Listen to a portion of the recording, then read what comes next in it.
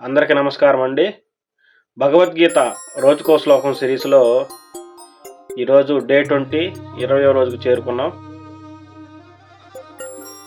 ఈరోజు శ్లోకానికి వచ్చేస్తే,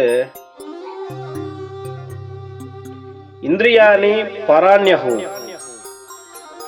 ఇంద్రియేభ్యః పరమనః మనసస్తు పరాబుద్ధిః ఏ బుద్ధేః పరతస్తు సహా. దీని అర్థం వచ్చేసి, ఇంద్రియాల కంటే మనసు గొప్పది, మనసు కంటే బుద్ధి గొప్పది, బుద్ధి కంటే పై స్థాయిలో ఉన్నవాడే నిజమైన మనిషి.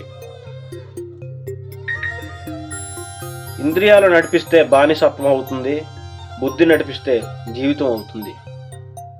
మనకు నేర్పేది ఏంటంటే, ఈ శ్లోకం నుంచి కోపం వచ్చినప్పుడు ఆగి ఆలోచించగలిగితే అదే నిజమైన విజయానికి దారి తీస్తుంది. మీరందరూ నా వీడియోలు చూస్తున్నారు కానీ చాలామంది సబ్స్క్రైబ్ చేయట్లేదు. నేను ప్రతిరోజు ఇదే చెప్తున్నాను.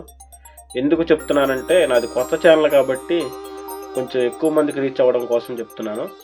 అలాగే 100 మంది సబ్స్క్రైబర్లు అయిన తర్వాత ఒక అనౌన్స్మెంట్ ఉంది.